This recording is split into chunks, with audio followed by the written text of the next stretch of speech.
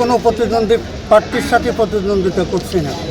দেশে যে ঘুষ দুর্নীতি চলতেছে এর বিরুদ্ধে আমার নির্বাচন, কোনো ব্যক্তির বিরুদ্ধে না। আর আমি শতভাগ আশাবাদী নির্বাচন সুস্থ হবে, কোনো বিশৃঙ্খলা হবে না ইনশাআল্লাহ। যতটুকু সামান্য টুনটাম হচ্ছে সরকারিরা কন্ট্রোল করবে। এবারও আশা করি জনগণ আমাকে নির্বাচিত করবে। আমি আমার বাকি জীবনটুকু জনগণের খেদমতে ব্যয় করবো ইনশাআল্লাহ। শুধু রামগতি কমলনগরকে নিয়ে রাজনীতি করি না, আমি রাজনীতি করি পুরো বাংলাদেশকে নিয়ে। আমি বিগত 3টি নির্বাচন করেছি আওয়ামী লীগের আমলে। আমি আল্লাহ পাকের রহমতের উপরে ভরসা করে আমি কোনো আশঙ্কা করতেছি না। আমি আশা করি সুষ্ঠু নির্বাচন হবে।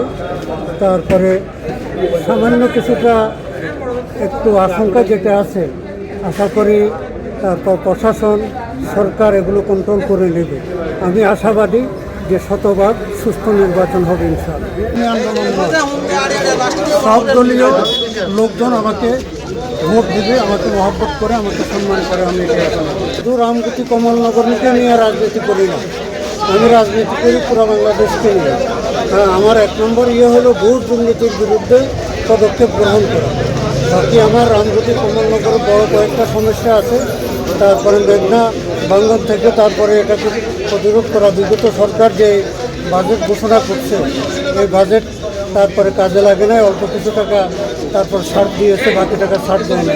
কাজে মেঘনা বাঁধটা অতি অল্প সময়ের ভিতরে সম্পন্ন করা, এটা আমার 1 নম্বর 2 নম্বর হলো 77 কিলোমিটার ভুলুয়া নদী, এই ভুলুয়া নদী খনন করা। 3 নম্বর কাজ হলো তারপরে রামগতি কমলনগরের জন্য সরকারের পক্ষ থেকে যে বরাদ্দ আসে, তাই সেটা আমি এমপির মাধ্যমে আসুক অথবা উপজেলার মাধ্যমে আসুক, সেটা যেন সঠিকভাবে কাজে লাগে সেটার তদারকি করা। তারপরে এটা আমার দায়িত্ব। আমি নিজে আমার লোকজনদেরকে দিয়ে তারপরে এটা তদারক করবো ইনশাআল্লাহ।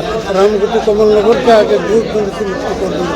বিগত 3টা নির্বাচনে জনগণ আমাকে তারপরে মহব্বত করে, ভালোবাসা করে আমাকে তারপরে নির্বাচিত করেছে। এবারও আশা করি জনগণ আমাকে নির্বাচিত করবে। আমি আমার বাকি জীবনটুকু জনগণের খেদমতে ব্যয় করবো ইনশাআল্লাহ। আমি আল্লাহ পাকের রহমতের উপর ভরসা করে, যেহেতু 3টা নির্বাচন আমি করেছি গুরুত্বপূর্ণ সময়, এবার আমি শতভাগ আশাবাদী নির্বাচন সুস্থ হবে, কোনো বিশৃঙ্খলা হবে না ইনশাআল্লাহ। যতটুকু সামান্য টুনটাম হচ্ছে সরকারিরা কন্ট্রোল করবে। আমি কোনো প্রতিদ্বন্দ্বী প্রার্থীর সাথে প্রতিদ্বন্দ্বিতা করছি না। দেশে যে ঘুষ দুর্নীতি চলতেছে এর বিরুদ্ধে আমার নির্বাচন, কোনো ব্যক্তির বিরুদ্ধে না।